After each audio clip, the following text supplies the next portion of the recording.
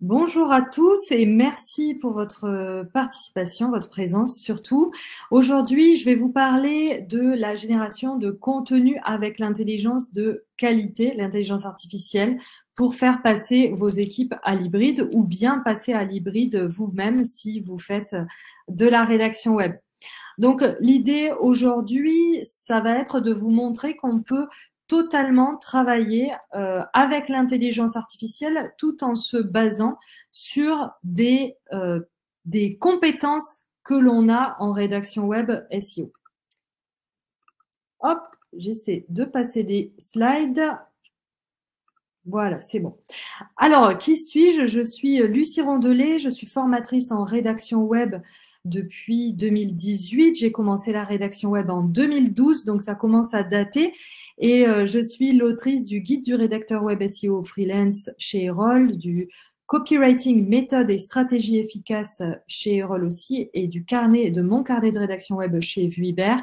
J'ai formé à ce jour on est à 3500, 4000 personnes à la rédaction web qui sont généralement des personnes en reconversion professionnelle et qui travaillent en CDI, en rédaction web ou comme freelance. Donc j'ai l'organisme formation rédaction web qui propose une formation certifiante et reconnue par l'État. Donc, je travaille principalement avec mon cerveau et mes connaissances et compétences en SEO et depuis la fin de l'année 2022, on s'est mis à travailler beaucoup plus avec l'intelligence artificielle générative de texte, donc génératrice. On travaillait déjà avec l'intelligence artificielle puisque on travaille avec les algorithmes de Google, donc on est obligé systématiquement de réfléchir de cette manière-là, de travailler avec l'intelligence artificielle. On travaillait déjà parfois avec des outils SEO et aujourd'hui, on va travailler de deux manières avec nos connaissances sur les algorithmes, les méthodes d'optimisation et aussi nos réflexions personnelles et c'est ce qu'on va voir aujourd'hui. Donc, dans un premier temps, on va voir comment effectuer une recherche de mots-clés avec l'intelligence artificielle. En l'occurrence, je vais vous proposer des outils très simples et dans un premier temps, des outils gratuits comme ChatGPT, la version 3,5 qui est gratuite et accessible. Ensuite, on verra comment choisir un title pertinent. Puis, on verra comment préparer une structure optimisée pour le référencement naturel. Et enfin, comment travailler les paragraphes avec l'intelligence artificielle. La recherche de mots-clés, ça peut être pour le site ou pour un article ou un contenu en particulier. Et puis ensuite, pour le title, on va essayer de choisir un title. On va partir sur l'idée d'un article de blog. Comment choisir un title avec l'intelligence artificielle? Une fois qu'on a choisi le title, on prépare la structure. Et une fois qu'on a la structure, on travaille les paragraphes. C'est comme ça qu'on travaille en rédaction web généralement. Donc, c'est ce qui va nous intéresser aujourd'hui. Alors, effectuer une recherche de mots-clés avec l'IA. On est d'accord qu'on part sur une approche vraiment globale pour la technique, pour tout ce qui est beaucoup plus précis et dans le détail. Vous le verrez dans d'autres conférences. Avec moi, on va plutôt réfléchir à cette question hybride de travailler avec l'intelligence artificielle combinée à l'intelligence humaine. Donc, on va commencer par l'analyse du site en s'appuyant sur une réflexion stratégique humaine. Donc, on va analyser les produits, les services, les personas et la concurrence. Pour la réflexion stratégique humaine, eh bien, on discute avec le client, on va s'intéresser à son site et puis, bien sûr, il ne sert à rien de communiquer si on ne communique pas intelligemment. Avoir du trafic, c'est bien. Avoir du trafic qualifié, c'est mieux, voire c'est indispensable. Si vous réussissez à générer beaucoup de trafic sur un site, mais que les visiteurs ne deviennent pas des prospects ou des clients, eh bien, ça ne va pas servir votre client. Or, si on fait appel à vous, eh bien, c'est que vous devez être rentable, vous devez apporter de la valeur et en l'occurrence du chiffre d'affaires à vos clients quand vous travaillez sur le contenu. Travailler le contenu, c'est tout faire pour obtenir du trafic qualifié qui va permettre de convertir les internautes en clients. Donc, dès le départ, et ça, c'est quelque chose qui est plus difficile à demander à l'intelligence artificielle et c'est pourtant quelque chose qu'on fait en rédaction web SEO. On va s'intéresser au site du client et surtout à son modèle économique et à ses produits. On va réfléchir à qui sont ses personas, quels sont ses produits, qui sont ses concurrents. Alors bien sûr, il y a déjà certainement des personnes dans l'entreprise du client qui travaillent là-dessus, mais nous, en rédaction web et surtout les rédacteurs et rédactrices web freelance travaillent souvent avec des TPE, PME, voire des solopreneurs. Donc ces personnes-là n'ont pas forcément quelqu'un qui travaille pour eux dans la stratégie, la communication, la stratégie digitale. Donc le rédacteur ou la rédactrice web SEO va pouvoir aider son client à réfléchir, à avoir cette réflexion stratégique avant même d'aller chercher des mots-clés. Et ça, c'est quelque chose qui est c'est une réflexion humaine qu'on ne va pas forcément pouvoir déléguer à l'intelligence artificielle. Donc, on s'appuie, on analyse les produits et les personas et la concurrence. Ça, c'est dans un premier temps. On réfléchit aux produits qu'on veut vendre et bien sûr, à partir du produit, on va essayer de voir comment on peut essayer de créer un entonnoir qui va récupérer les internautes. Donc, pour ça, une fois qu'on a cette réflexion, qu'on a pris des notes, qu'on a écouté le client, qu'on a essayé de comprendre quel est son produit et qui sont ses concurrents et ses personas, là, on va pouvoir brainstormer avec l'IA. Et on va voir que dans toutes les démarches de travail hybride, on va toujours commencer par réfléchir avec son cerveau et une fois qu'on a réfléchi, travailler avec l'intelligence artificielle en tant qu'assistant et ne pas faire l'inverse parce que si on commence par la réflexion avec l'intelligence artificielle, ensuite on a beaucoup plus de mal à réfléchir avec son cerveau puisqu'on a tendance en fait à se reposer sur ce que nous propose l'intelligence artificielle. Donc quand je dis brainstormer avec une IA générative, c'est clairement chatter, discuter avec des outils comme ChatGPT ou Perplexity, je ne sais pas si vous le connaissez, c'est un petit peu l'équivalent de ChatGPT, sauf que Perplexity est connecté à GPT-4 et à Claude, donc on peut travailler en français, en anglais avec, il est connecté à Internet. Vous pouvez aussi intégrer des plugins à ChatGPT pour pouvoir le connecter à Internet. Mais en tout cas, ce sont deux IA génératrices de texte qui vont être intéressantes. Donc, je vous ai montré un exemple. Je pose la question à ChatGPT, enfin, je lui explique. Je lui parle exactement comme si c'était un assistant. Mon client fabrique des guitares made in France haut de gamme. J'ai pris l'exemple d'une personne qui voudrait vendre des guitares made in France et il voudrait promouvoir sur Internet ces guitares et donc fait appel à moi pour mettre en avant son site Internet. Donc, on a besoin de créer du contenu pour générer du trafic organique sur un site qui va proposer des guitares fabriquées en France. Donc là, je vous ai mis le texte en entier. Il voudrait savoir, donc je parle à l'intelligence artificielle par exemple avec la saisie vocale. Donc je reprends et je lui explique comme un assistant. Mon client fabrique des guitares made in France haut de gamme. Il voudrait les promouvoir sur Internet et cherche à trouver un angle de communication. Il voudrait savoir qui sont ses concurrents jusqu'en 2021, puisque là je m'adresse à ChatGPT 3,5. En France, voudrait connaître 3 de ses personas et géolocaliser idéalement son offre en Île-de-France pour éviter les frais de port et favoriser le contact direct avec ses clients.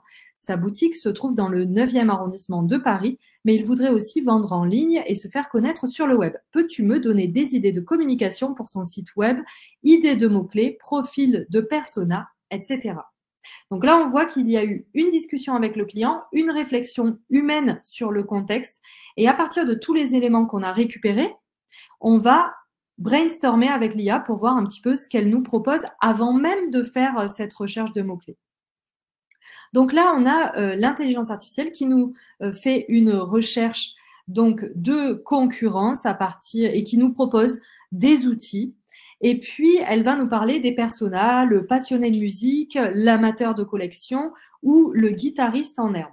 Et en fait, ça va nous permettre d'avoir cette réflexion sur les mots-clés, la recherche de mots-clés qui pourraient être intéressants pour attirer du trafic, attirer ces personnes sur le site internet de notre client. Donc, pour la géolocalisation en Île-de-France, il nous donne des idées qu'on peut avoir déjà en travaillant sur le 9e arrondissement. La géolocalisation avec, on pourrait mettre des noms de rues, ça, on n'a pas besoin de l'intelligence artificielle, c'est juste du bon sens. Et puis, pour la stratégie de mots-clés, il me propose déjà quelques idées qui lui viennent à l'esprit, si je puis dire. Guitare haut de gamme made in France, guitare artisanale française, boutique de guitare à Paris, guitare de qualité en Île-de-France, luthier à Paris, guitare personnalisée en France. Là, il est un petit peu sorti puisqu'on lui a pas dit que c'était des guitares personnalisées. Instruments de musique de luxe, guitare unique et originale. Et puis, il nous propose tout de suite des idées de contenu, articles de blog sur l'histoire de la lutherie française et l'artisanat, vidéos de démonstration des guitares haut de gamme, là on sort de la rédaction, mais il donne des idées de communication digitale, témoignages de musiciens professionnels utilisant des guitares de votre client. Donc là, on est vraiment dans des idées globales de stratégie et ça peut être intéressant de les soumettre aux clients, mais là, on sort du référencement naturel, quoique ça travaille. Ça permet de travailler l'écosystème et donc ça peut avoir un effet positif tout de même sur le SEO. Et puis, il propose aussi une stratégie réseaux sociaux, marketing d'influence et référencement local. Donc, on recherche des requêtes principales et secondaires à partir de toutes les informations qu'on va avoir et on va pouvoir créer une liste de mots-clés autour du champ sémantique de notre client.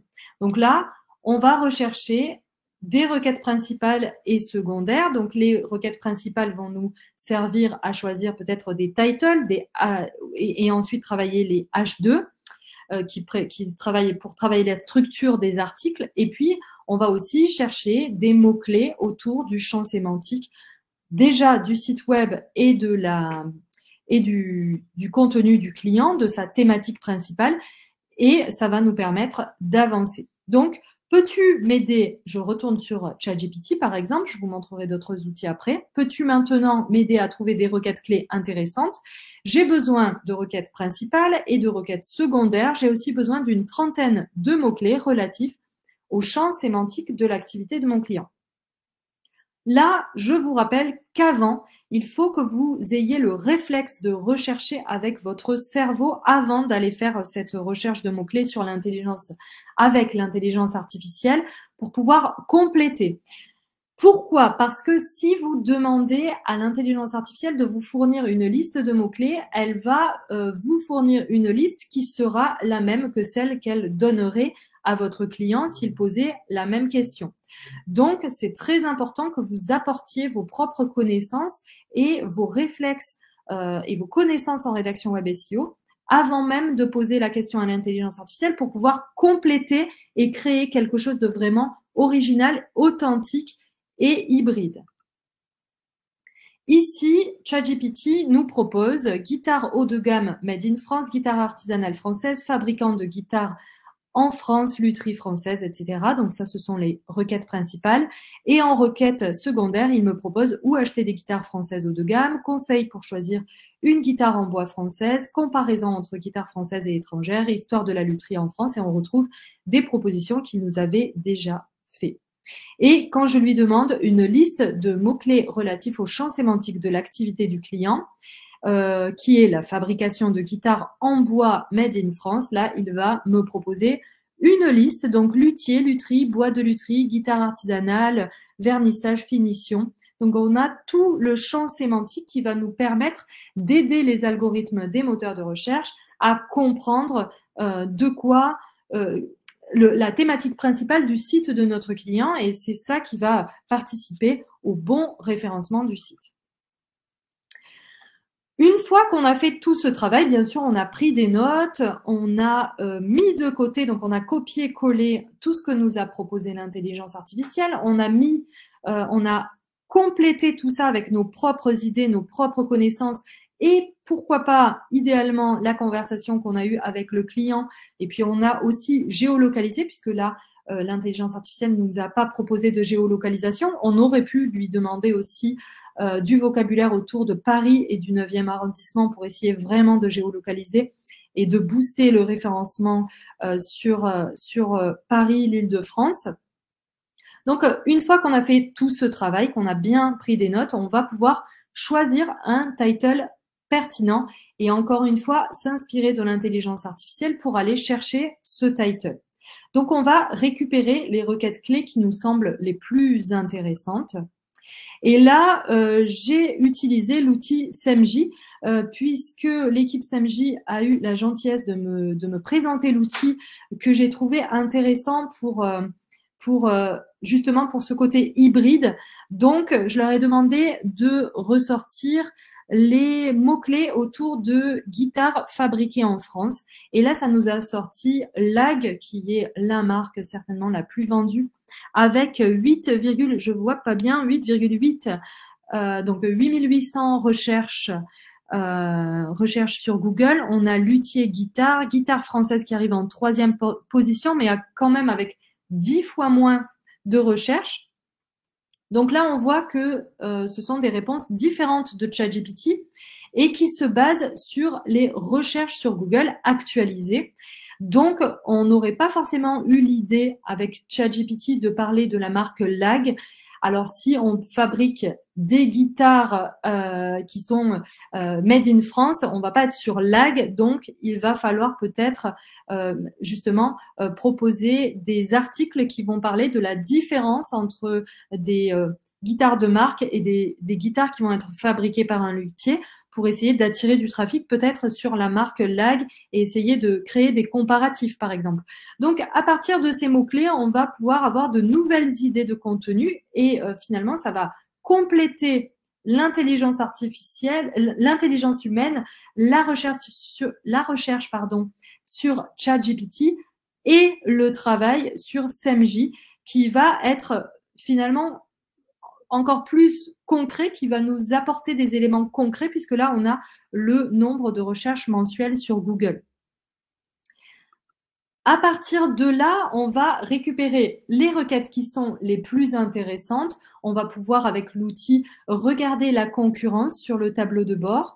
On va pouvoir aller regarder nous-mêmes aussi sur les suggestions de Google. On va pouvoir regarder, observer la SERP, la Search Engine Result Page, pour voir qui sont les concurrents.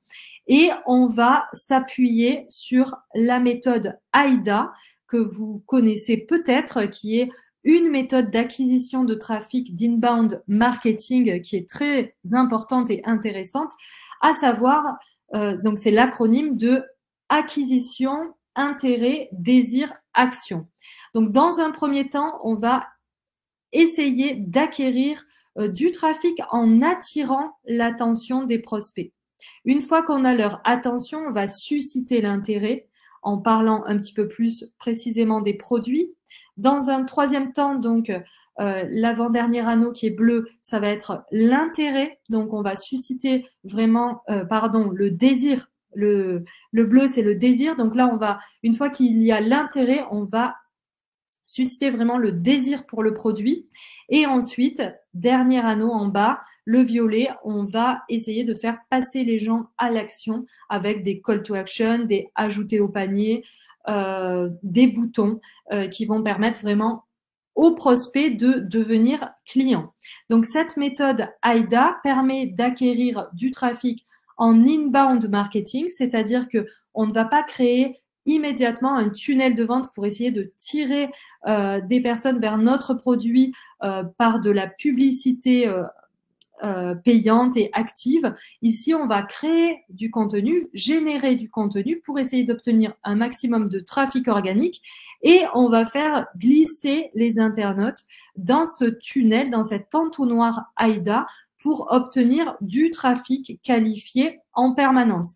Si on travaille sur les 4 lettres de la méthode AIDA, eh bien, ça va nous permettre d'avoir en permanence du nouveau trafic. On va avoir en permanence, tous les jours, H24, des personnes qui ont leur attention, qui sont intéressées qui découvrent le produit, avec l'attention. on va le voir tout à l'heure.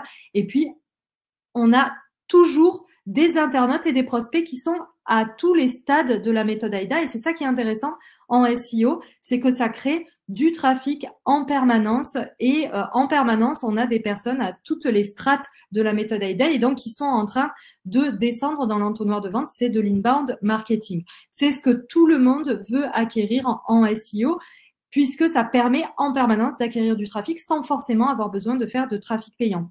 Un site qui est bien travaillé permet d'acquérir du trafic en permanence et toute l'année. Et ensuite, on va pouvoir aussi, en plus, définir des titles qui vont être à la fois optimisés pour le référencement naturel et copyrightés, c'est-à-dire qui vont susciter l'engagement du lecteur. On va avoir envie de cliquer dessus quand on le voit. Donc, je vous ai mis l'exemple de copywriting, c'est le BuzzFeed, par exemple, qui fait toujours des titres qui donnent envie de cliquer dessus. Et on peut réussir à mélanger SEO et copywriting. C'est plus compliqué, mais c'est possible. Donc, une fois qu'on a défini un titre à partir de tous ces éléments, donc on va avoir trouvé des titres qui vont correspondre à toutes les strates de la méthode AIDA. On va essayer de penser aux personnes qui veulent, qui ne connaissent pas le produit, aux personnes qui sont intéressées par le produit, aux personnes qui désirent le produit, aux personnes qui sont prêtes à acheter.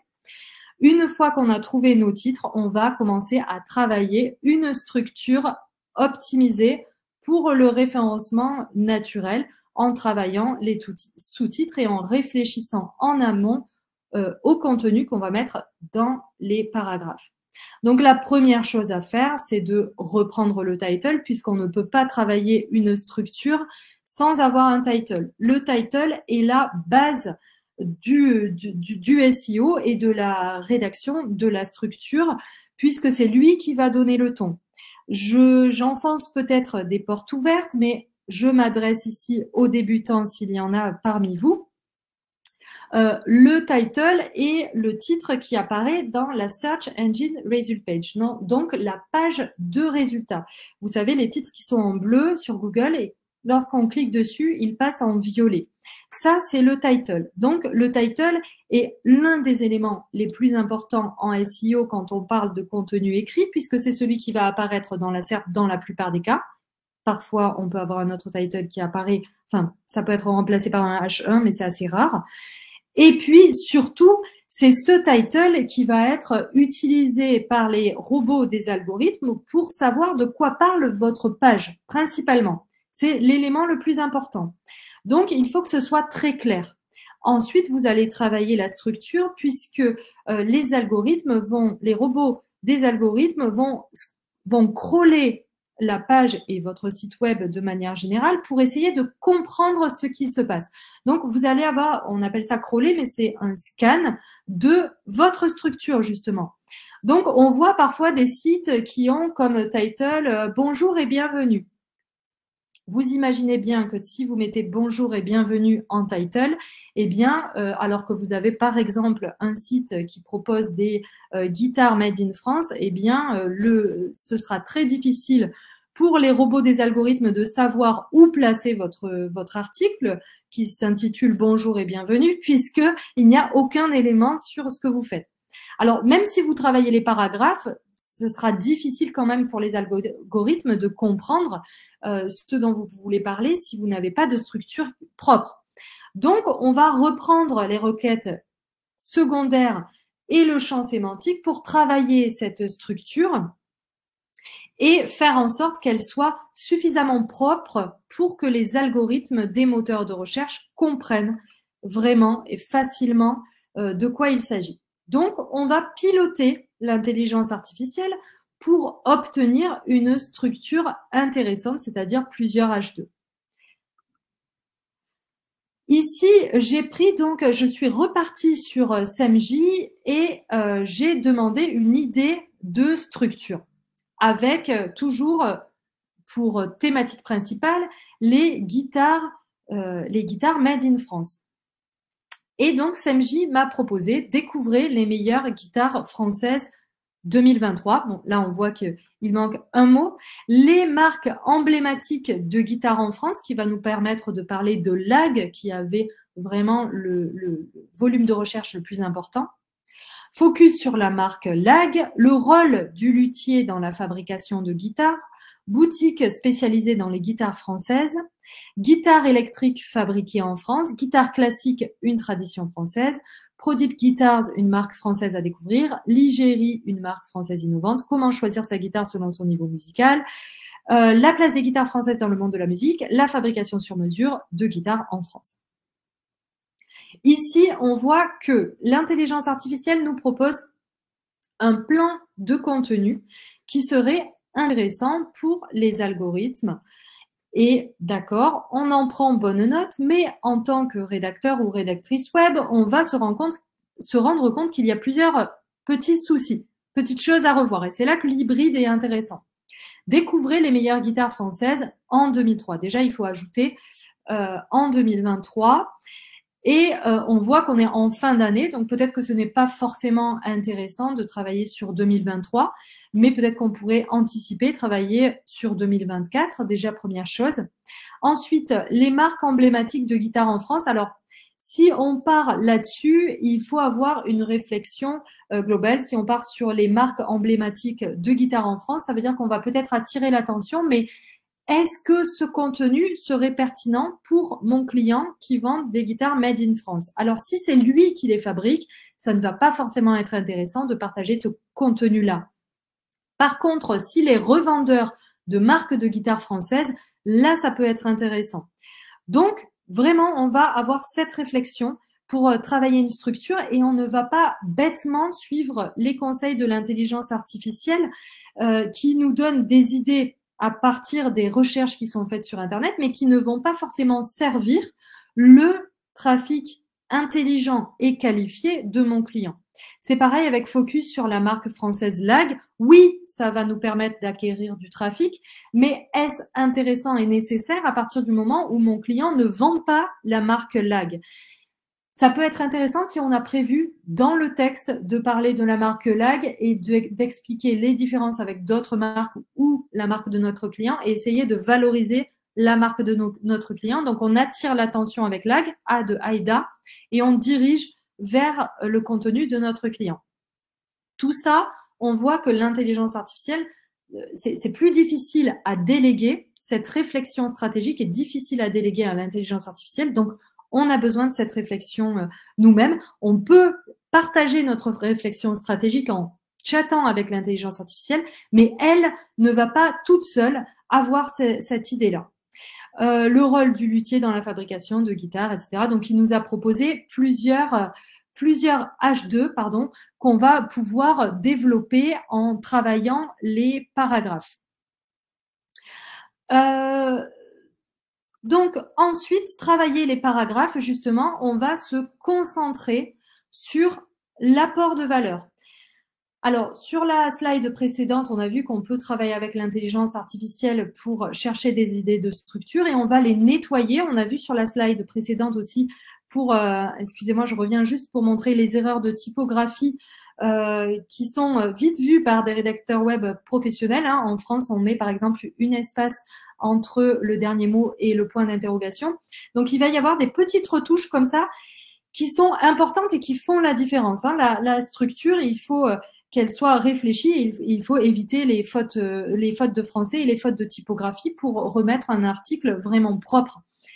Et c'est important de le souligner puisque l'intelligence artificielle ne fait pas tout. On va le voir aussi avec le travail des paragraphes. Donc, nous, on va se concentrer sur l'apport de valeur. Une fois qu'on a trouvé notre structure, alors j'ai pas le temps malheureusement, je peux pas aujourd'hui vous montrer comment on crée une structure. On n'aurait pas pris 40 minutes, mais plutôt 1 heure pour faire cette conférence et cette présentation. Donc, je suis obligée de survoler un petit peu et de vous montrer les grandes lignes, les grandes idées. Donc, on aurait dû travailler vraiment la structure H2 par H2 avec un fil conducteur et en réfléchissant à la fois à l'apport de valeur pour les lecteurs et aux algorithmes, aux robots. L'idée étant que sans les paragraphes, juste en crawlant la structure, les moteurs des algorithmes de recherche comprennent exactement de quoi parle votre article et votre page web. À chaque fois, vous devez regarder votre structure et vous dire si je n'avais pas de contenu hormis ma structure, est-ce que je pourrais comprendre ce qui va ressortir de cet article? Si c'est le cas, ça veut dire que ça marche et ça veut dire que vous avez bien travaillé votre structure et qu'elle est très claire pour les algorithmes et qu'ils vont pouvoir bien vous référencer, en tout cas vous indexer et savoir où ils doivent vous faire apparaître sur les moteurs de recherche. Donc, on va se concentrer, comme je vous le disais, sur l'apport de valeur et on va reprendre les H2 et on va fournir les informations à l'intelligence artificielle pour donner le ton. On ne va pas rédiger de la même manière des paragraphes sur le blog d'un blogueur qui partage son expérience sur la guitare, par exemple, et un blog et un site très professionnel d'une grande marque de guitare qui ne fait pas du blogging. Donc, on va donner le ton, on va expliquer, on va dire à l'intelligence artificielle, voilà, mets-toi dans la peau d'un blogueur, ou encore mieux, et c'est très important, on va lui fournir les informations que l'on a. Quand on est rédacteur web SEO, on va aller discuter avec le client et lui dire, voilà, qu'est-ce que tu aurais comme pépite, comme tips à partager sur ton site que je pourrais faire ressortir sur Internet. Pourquoi? Parce que si on se contente de reprendre ce que nous propose l'intelligence artificielle, on va se retrouver avec du contenu recyclé, une sorte de patchwork en fait de ce qui existe déjà sur Internet. Pourquoi? Parce que l'intelligence artificielle, quand on ne lui fournit pas d'informations, elle va se contenter d'aller chercher sur Internet ce qui se passe, récupérer des informations un petit peu plus partout et les mélanger et nous ressortir quelque chose qu'on lui a demandé pour répondre exactement à notre question. Mais on peut complètement travailler avec l'intelligence artificielle en lui fournissant les informations. Et c'est ce qui fait toute la différence. Au lieu de vous contenter de demander à l'intelligence artificielle de générer du contenu sans rien lui apporter, vous allez apporter vos propres connaissances ou celles de vos clients.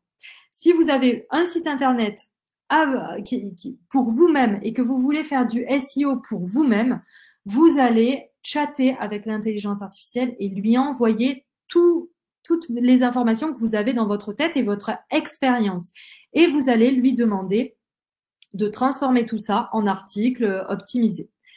Alors, si vous n'avez pas les compétences et les connaissances, vous allez faire appel à un rédacteur ou une rédactrice web pour qu'il fasse ce travail à votre place. Et dans ce cas-là, vous pouvez lui envoyer des messages vocaux qu'il transformera en articles, par exemple. Et là, ça veut dire que vous pouvez travailler de manière hybride en apportant toute votre valeur, tout en utilisant l'intelligence artificielle pour aller plus vite et sans proposer du contenu recyclé. Parce que ce contenu recyclé, il y a un moment où automatiquement, on va se retrouver avec tellement de contenus recyclés, réutilisés. On va avoir des contenus qui sont produits sur Internet, lesquels vont inspirer de nouveaux contenus ils vont servir eux-mêmes de source à d'autres articles.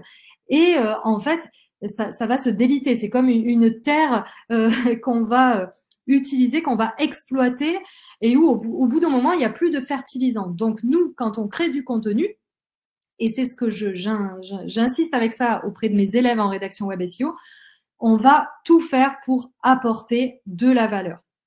Donc, on fournit toutes ces informations à l'intelligence artificielle et on donne le ton. Alors là, pour faire un test, on a demandé sur SEMrush, on a utilisé l'outil Atomic Content et on lui a demandé de générer du texte à partir de la question comment choisir sa guitare selon son niveau musical. Et là, on n'a pas apporté de valeur, on a tout simplement demandé à l'intelligence artificielle de générer du contenu. Choisir sa guitare selon son niveau de compétence musicale nécessite de tenir compte de plusieurs critères. Donc, pour les débutants, pour les niveaux intermédiaires et pour les musiciens confirmés. Donc, il nous propose une guitare classique est souvent recommandée. Elle est plus douce pour les doigts et offre une prise en main facile, idéale pour l'apprentissage des premiers accords. Les marques françaises comme Lag et Prodip proposent des modèles de guitare classique adaptés aux débutants. Là, on a quelque chose de basique qui, si on a le syndrome de la page blanche, peut nous aider à aller plus loin et à développer avec les informations que notre client va nous fournir ou les connaissances que l'on a personnellement pour compléter ce paragraphe. Et on va faire exactement la même chose avec les niveaux intermédiaires et les musiciens confirmés. Enfin, il est essentiel de se sentir à l'aise avec l'instrument. Essayer différentes guitares en magasin peut aider à faire le meilleur choix. L'intelligence artificielle fournit très souvent ce genre de petits paragraphes qui n'apportent absolument rien. Par exemple, les 2 dernières phrases que je viens de lire n'apportent aucune valeur à l'internaute. Or, en rédaction web, et j'aurais dû le dire en introduction, le travail du rédacteur web est de capter l'attention de l'internaute, puisque les internautes sont à plus de 50% des mobinotes. Les gens sont très pressés, ils sont sur mobile, ils sont sur écran avec la lumière bleue. Ce n'est pas du tout la même façon de lire que sur du support papier. Et donc, à chaque fois qu'on écrit une phrase, on doit se demander « so what ?» Je pique l'idée de Anne Handley, qui est copywriter très connu, qui a écrit le guide des écrits web percutants, que je vous recommande au passage. Et donc, on doit toujours, à la fin de chaque phrase, se demander si on a apporté de la valeur à l'internaute. Si on n'a pas apporté de valeur, le risque est de perdre l'attention de l'internaute, qu'il passe à une autre page parce qu'il se dit qu'il n'a rien appris. Donc, je vous dis ça parce qu'il faut faire attention. Ici, on était dans un H2. Si on met des phrases qui sont du blabla, on risque de perdre l'attention de l'internaute. Donc, il faut faire attention à ça. C'est intéressant, en tout cas, de voir que l'intelligence artificielle peut nous fournir des idées de paragraphes que l'on va pouvoir retoucher, compléter, retravailler pour vraiment donner du peps, donner un petit peu plus de consistance à nos textes, pour donner envie à l'internaute de le lire et surtout lui apporter cette valeur. Donc, on retouche ce qu'il faut. On va travailler le texte avec toutes nos connaissances, nos compétences et nos échanges avec le client. Et c'est ça qui va nous permettre au final d'avoir un bon texte. Donc, si je reprends, on va dans un premier temps réfléchir à la stratégie globale. Ensuite, on va faire une recherche de mots-clés pour préparer notre planning éditorial. On va faire cette recherche de title et une fois qu'on a trouvé nos titles et préparé notre planning éditorial avec tous les titres, les titles que l'on veut travailler sur les prochaines semaines, eh bien, on va travailler une à une les structures de texte avec notre cerveau et l'intelligence artificielle dans le but de créer du contenu qui est nouveau, qui est riche et qui va apporter un maximum de valeur tout en étant optimisé pour le référencement naturel. Et ensuite, dernier point, on travaille les paragraphes pour essayer de garder les internautes et les mobinotes connectés sur le site parce que le temps passé sur les pages et le temps passé sur le site vont être des indicateurs de performance SEO qui vont permettre à votre site, si les personnes restent longtemps dessus, de montrer que votre site est intéressant. Et si votre site internet est intéressant, eh bien, ça va donner envie, ça va être un indicateur positif pour les moteurs de recherche qui vont avoir envie de vous mettre en meilleure position puisque vous proposez une bonne expérience utilisateur. Alors, on va relire le contenu et le valider. Et pour information, évidemment, il est aussi possible de travailler de cette manière pour le contenu des pages fixes. Là, je vous ai montré des idées de type article de blog, contenu article de blog, mais vous pouvez aussi faire des pages de catégorie.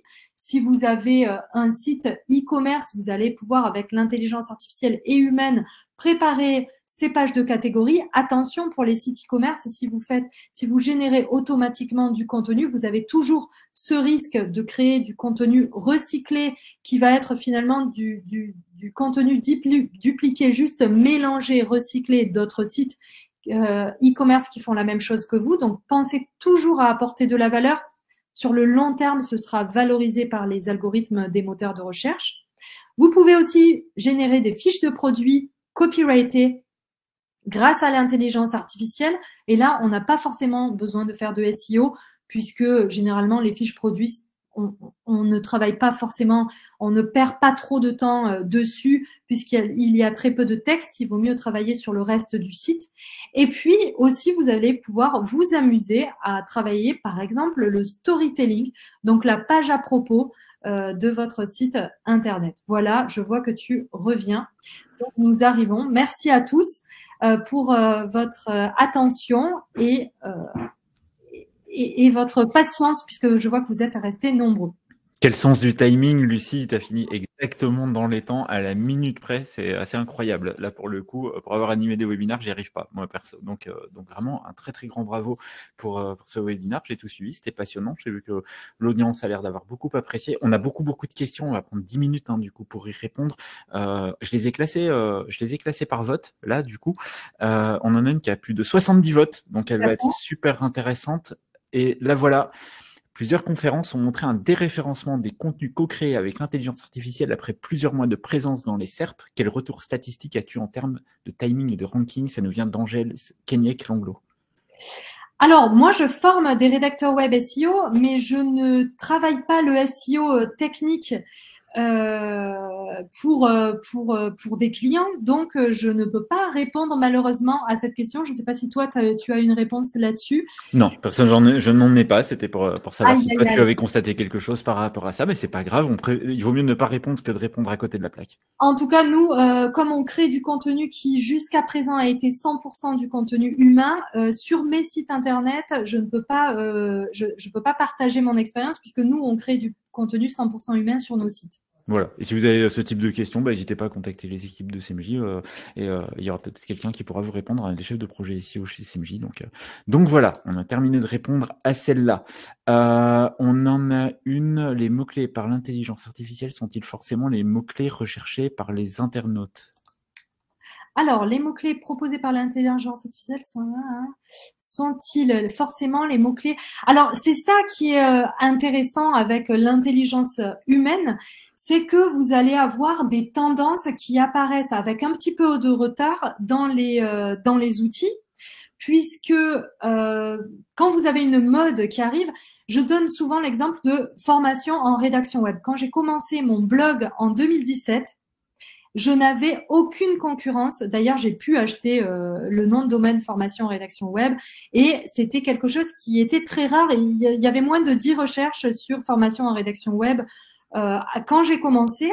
Et aujourd'hui, on a beaucoup plus de trafic parce que on a lancé quelque chose, d'autres personnes en ont parlé et donc il y a cet effet de mode et il y a toujours une inertie entre le moment où quelque chose démarre et les résultats en volume de recherche qu'on va avoir sur les outils, puisqu'il faut attendre que l'humain pose des questions à propos d'une tendance. Donc, si on travaille avec une start-up, on peut travailler des mots-clés qui ont un très faible volume de recherche, puisque peut-être qu'à l'avenir, ce seront des requêtes qui vont être tapées.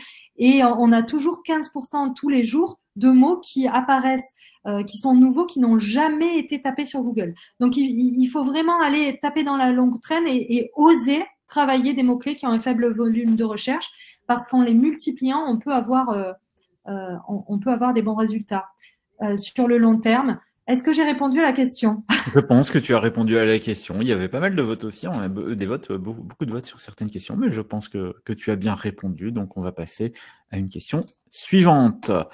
Alors,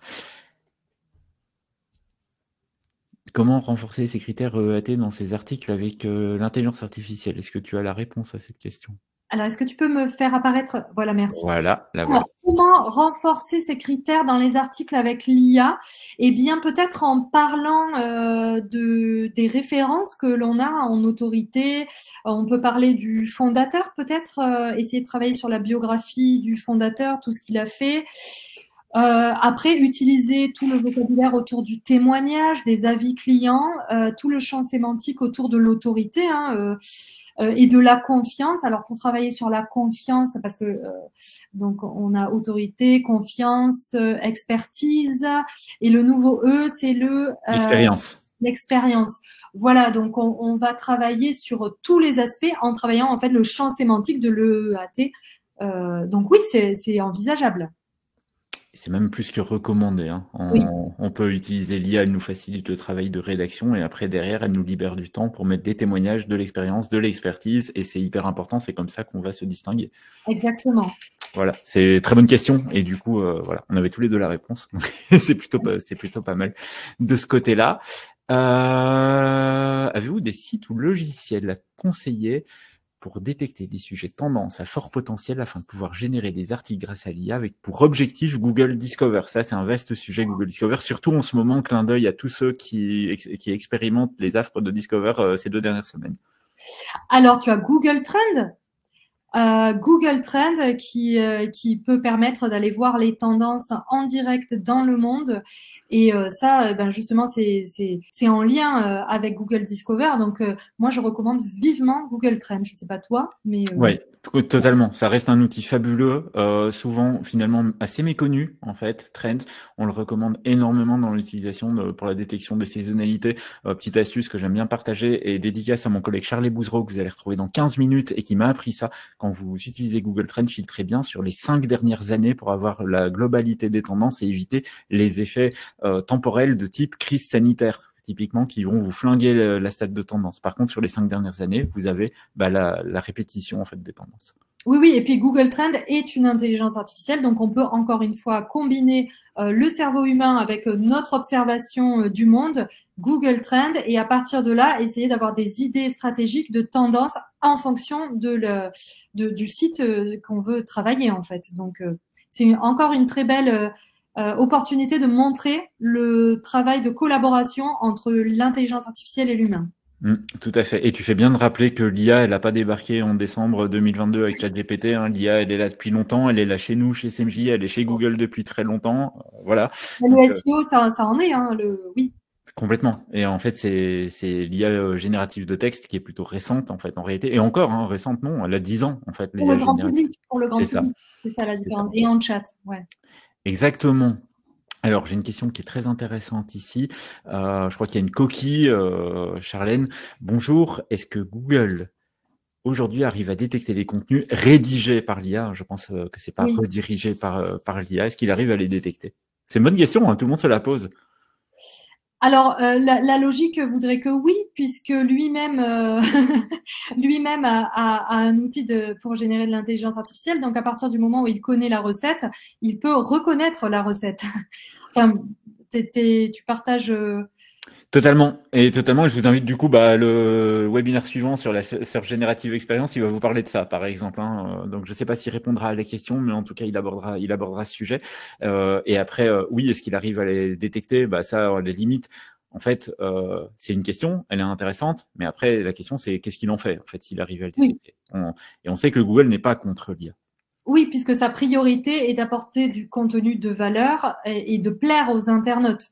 Donc, à partir du moment où si on a du contenu généré par l'IA qui est de bonne qualité et qui plaît aux internautes et qui répond à leurs questions, surtout puisque son objectif est systématiquement de répondre aux questions, dans ce cas-là, pourquoi mettre un contenu humain de mauvaise qualité? Ça arrive. Hein. On voit qu'il y a des blogs qui sont très mal faits, qui disent n'importe quoi.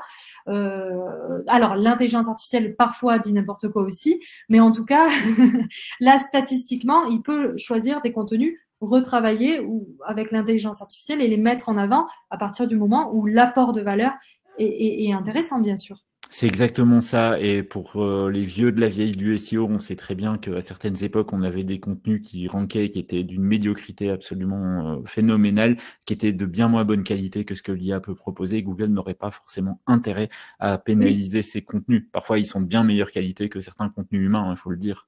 Oui, oui. Tout dépend de ce qu'on en fait de tout ça. C'est important. Quelle différence? Alors, ça, je ne sais pas si tu auras la réponse à ça, tu me diras. Quelle différence entre la liste de requêtes clés de ChatGPT et des listes fournies par les outils SEO comme SEMrush, Keyword Planner, YourTextGuru? Moi, j'aurai la réponse si tu ne l'as pas, en tout cas. Alors, les outils comme celui que j'ai montré, SEMJ en l'occurrence, c'est ça va être qu'il se base sur les volumes de recherche et qu'il partage les données. Donc, on a vraiment une vision. Alors, j'ai pas montré le tableau de bord CMJ, je pense qu'il sera montré dans d'autres conférences et je le trouve très intéressant. Moi qui suis plutôt anti-outil SEO, c'est vrai que j'ai eu un petit coup de cœur pour CMJ parce que vous m'avez montré comment ça marche et j'ai trouvé que c'était un bon tableau de bord quand on travaille pour une entreprise parce qu'on voit apparaître la concurrence, tous les concurrents, les volumes de recherche et on a en fait une vision globale en une fois. Alors que sur ChatGPT, on n'a pas du tout toutes ces informations en direct avec le partage de concurrence et le volume de recherche, le volume de mots-clés et tout ça. Oui, je pense que tu parles de la matrice concurrentielle de CMJ, qui est un phénoménal outil pour détecter les opportunités et les tendances. On n'est pas là pour en faire la promo, il y aura probablement des présentations à d'autres moments. Et puis, ne demandez pas des volumes de recherche à ChatGPT, surtout, faites pas ça. D'ailleurs, normalement, il vous dit qu'il n'est pas capable de vous les donner au début, donner des volumes de recherche complètement fantaisistes. Oui. Mais normalement, il vous répond en fait qu'il n'est pas capable de le faire, techniquement. Et donc, il faut s'appuyer sur des outils, Keywords Planner, CMJ et d'autres, etc., etc. On va avoir le temps pour une ou deux dernières questions, puisque le webinaire suivant commencera à 10h30. Ben ça, c'est intéressant. Voilà. Ça, tu vas avoir une réponse, je pense, là-dessus. Tu as des réponses sur tout, mais tu vas avoir une réponse particulièrement fine. Comment s'assurer en faisant appel à des rédacteurs web qui ne délèguent pas leur travail à un ChatGPT sans le travail humain qu'on attendrait? Ça, c'est une vraie bonne question. On me l'a beaucoup posé à moi aussi. Alors, nous, on le voit du premier coup d'œil en tant que professionnel de la rédaction web, parce que quand on travaille souvent avec ChatGPT, on reconnaît directement. Hier, j'ai une personne qui m'a écrit sur Instagram, mais j'ai vu qu'elle m'a écrit avec ChatGPT. Et on commence à le voir parce que ChatGPT a son style. Par contre, quand on est client, alors vous avez des outils qui peuvent vous permettre de reconnaître des textes générés par l'IA, mais il y a 2% de faux positifs. Vous avez des outils pour vérifier. Après, il faut faire appel à un rédacteur web en qui on a confiance, avec qui on échange. Et puis, peut-être, moi, je vous recommande, quand on travaille avec un rédacteur ou une rédactrice web, on a besoin d'avoir cette relation de confiance. On lui confie la rédaction de notre site, c'est pas rien. C'est quand même notre bébé. Donc, choisissez bien votre rédacteur ou votre rédactrice web, appelez-vous et faites au feeling. Si vous voyez que votre rédacteur vous répond, vous renvoie le texte 2 heures après l'avoir donné, c'est mauvais signe. Si vous voyez qu'il a toujours un style très neutre, ça se reconnaît vraiment le style ChatGPT. C'est neutre et il n'y a pas d'apport de valeur, c'est du recyclage. Ce sont des textes qui sont assez creux. Donc, normalement, avec un peu de finesse, vous pouvez les reconnaître. J'ai pas comment faire. Et la confiance, bien choisir ses freelances et essayer de s'habituer. Chatter avec ChatGPT, justement, pour essayer de voir. On peut voir assez vite quel est son style et le reconnaître quand on lit, en fait, le contenu d'un rédacteur. Voilà, et j'en sélectionne une toute dernière parce que tu en as parlé, elle est très très pertinente à mon avis. Cette question, en SEO, concrètement, comment peut-on attirer du trafic à tous les niveaux de la méthode AIDA? En gros, quel type de contenu pour chaque lettre? Tu en as parlé de la méthode AIDA et cette question y fait référence. Oui, par exemple, pour attirer l'attention, je vais repartir je vais essayer d'aller vite.